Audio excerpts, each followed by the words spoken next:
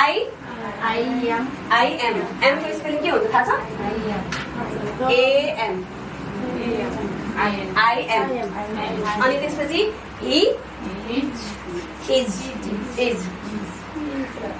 she is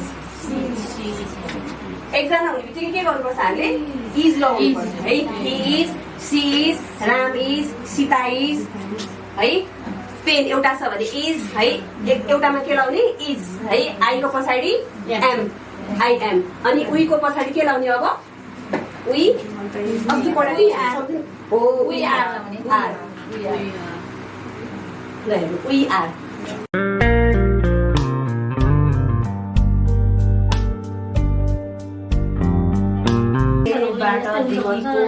वाक्य बनाउने के मन्जुले भन्नुभयो ए फोटो खिचन शिर मन्जुले भन्नुभयो ए फोटो खिचन नबुझेर बसिदिए स्वामी बिचमा नबुझेर बसिदिए स्वामी बिचमा।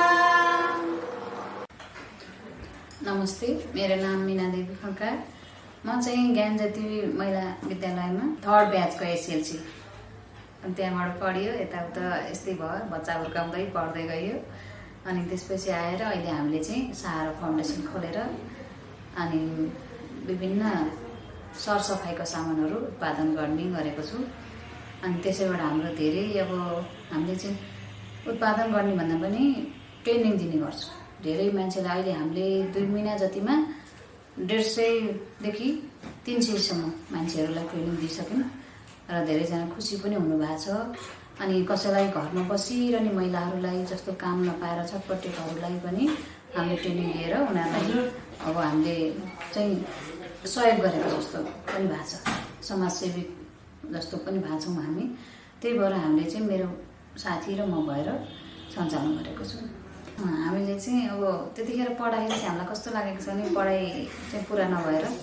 एकदमै पिर लागिरहेको थियो अनि त्यही भएर पछि ज्ञानज्योति महिला विद्यालय भेटेपछि एकदमै खुसी लाग्यो र सरकारले पनि अब त्यो स्कुल खोल्न उत्साह गरिरहनु भएको र हाम्रो म्यामले पनि हाम्रो कपिला म्यामले धेरै नै सबैजनाको भविष्य नै उतारिदिनु भएको छ भविष्य नै बनाइदिनु भएको छ जस्तो लाग्छ मलाई चाहिँ अनि उमेर गएर पनि पढ्न पाइने रहेछ हामीले एसएलसी पास गर्न पाएर धेरै हामी गर्वित छौँ त्यतिखेर भनौँ न अब कस्तो भन्नै नसक्ने हामी खुसी लागेको थियो खुसी भएको थियौँ र हामी त्यसपछि के गर्ने होला जस्तो लागिरहेको बेला पनि हामीले एसएलसी पास गरेपछि जस्तो विभिन्न ठाउँमा एसएलसीको सर्टिफिकेटले हामीलाई काम गर्यो त्यसपछि मैले इन्सुरेन्समा काम गर्ने इन्सुरेन्स कम्पनीमा नि एसएलसीको सर्टिफिकेट चाहिन्थ्यो होइन अनि त्यो हामीले एजेन्ट बनेर नि काम गर्न मिल्यो एउटा अरू पनि पार्टहरू छ अनि जागिर पनि खान मिल्छ कति कुरामा एसएलसी भएपछि र सँगसँगै हामीले जागिरै नखाए पनि त्यहाँबाट धेरै विद्याहरू पाएर हामीले चाहिँ अब अलिकति केही गर्न नसकेको महिलाहरूलाई चाहिँ अब उत्थान गरेको जस्तै भयो अब होइन सरकारलाई पनि धन्यवाद र ज्ञानज्योति विद्यालयको हाम्रो प्रिन्सिपल म्याम कपिला म्यामलाई चाहिँ धेरै धेरै मनदेखि धन्यवाद दिन चाहन्छु। नमस्कार, म दिलमाया तामाङ राणा ज्ञानज्योति महिला विद्यालयको तेस्रो ब्याच एसएलसीको चाहिँ तेस्रो ब्याच। जब एसएलसी हामीले पुरा गऱ्यौँ त्योभन्दा अगाडि हामीलाई एसएलसी दिनलाई पनि माध्यम थिएन। जब ज्ञानज्योति माध्यमिक विद्यालय हामीले पायौँ एसएलसी सम्पन्न भयो र आज एसएलसी पश्चात चाहिँ +2 सक्यो +2बाट ब्याचलर सकायौँ। जीवनको हरेक उतार चढावमा कन्टिन्यू पढ्न नपाए पनि शिक्षाको महत्त्व जब बुझ्न थालेँ त्यस पश्चात ब्याचलर हुँदै अहिले मास्टर डिग्री चाहिँ को अन्तिम सेमिस्टरमा पनि आइपुगेका छौँ। पढाइको महत्त्व यति धेरै सिकाइ भन्ने कुरा जो उमेरले कुनै पनि उमेरले सिकिँदैन भन्ने पनि हो र आज यही शिक्षाकै माध्यमले गर्दाखेरि आज सञ्चार माध्यमको म चाहिँ ओनर छु। फाउन्डेसन पनि चलाइरहेको छु, जसले हजारौँ व्यक्तिहरूलाई चाहिँ निःशुल्क ट्रेनिङ दिएर सिपमूलक तालिम दिएर आज म यो लेभलसम्म आइपुगेको छु। यसको श्रेय चाहिँ ज्ञान ज्योति महिला विद्यालयलाई जान्छ, जसले गर्दाखेरि चाहिँ म यहाँसम्म आइपुगेको छु। धन्यवाद। नमस्कार, म उर्मिला श्रेष्ठ शक्ति समूहमा परियोजना संयोजकको रूपमा कार्यरत छु। म यो परियोजना अन्तर्गत मानव बेचबिखन प्रभावितहरूलाई एजुकेसन थ्रु इम्पावरमेन्ट उहाँहरूलाई चाहिँ एज अ चेन्ज एजेन्टको रूपमा इस्टाब्लिस गर्ने काम गर्दैछु। म ज्ञानज्योति महिला विद्यालयको 2068 को एससी ब्याच हो। एससी सकिसके पछाडि मैले आफ्नो पढाइलाई कन्टिन्यू गरेँ र अहिले मास्टर्स इन साइकोलोजी गरिरहेको छु। सो अहिले चाहिँ यो प्रोफेसनली पनि इस्टाब्लिस हुन चाहनुहुन्छ अथवा अगाडि बढ्न चाहनुहुन्छ भने एजुकेसन इज की पार्ट हो, जसले तपाईँलाई अगाडि लान मद्दत गर्छ।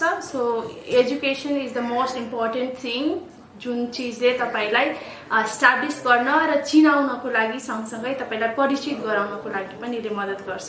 त्यो भएको भएर पनि एजुकेसन इम्पोर्टेन्ट छ।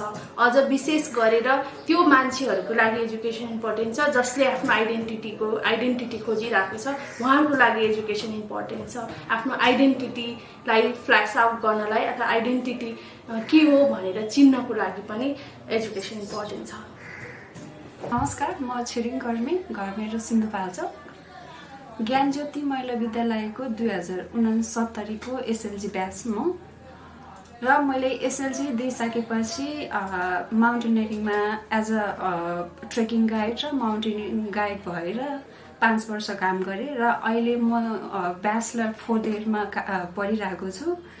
र कोभिड म त्यही काम गरिरहेको थियो, तर कोभिडले गर्दा चाहिँ माउन्टेनियरिङ सेक्टरमा एकदमै इफेक्ट परेको कारणले गर्दा चाहिँ मैले फेरि रिजोइन गरेँ हाम्रो शक्ति समूहमा। हाल अहिले म शक्ति समूहमा चाहिँ एज अ फाइनेन्स अफिसरको रूपमा चाहिँ कार्यरत छु। हामी पढ्नको लागि निरन्तर भएको थिएन, लाइक म ड्रप आउट स्टुडेन्ट भएको थिएँ कुनै समस्याले गर्दा चाहिँ। तर मैले सोचेको थिइनँ कि पढ्न पाउँछु भनेर, मेरो माइन्डमै थिएन। तर जब मैले ज्ञानज्योतिमा गएर पढ्न पाएँ त्यहाँदेखि त्यो बेला चाहिँ फिल भयो कि मैले अब चाहिँ कन्टिन्यू पढ्न पाउने रहेछ भनेर त्यो बेलादेखि महसुस गरेको थियो। र त्यहाँ पढ्न पाएकोले गर्दा चाहिँ अहिले म यो ठाउँसम्म चाहिँ उभिन भएको छु। त्यस कारणले गर्दा चाहिँ ज्ञानज्योतिलाई चाहिँ म एकदम हृदयदेखि नै धन्यवाद दिन चाहन्छु। नमस्कार, म चरीमाया तामाङ, शक्ति समूहको संस्थापक सदस्य एवं ज्ञानज्योति माध्यमिक विद्यालय, ज्ञानज्योति महिला माध्यमिक विद्यालयको पहिलो ब्याचको विद्यार्थी।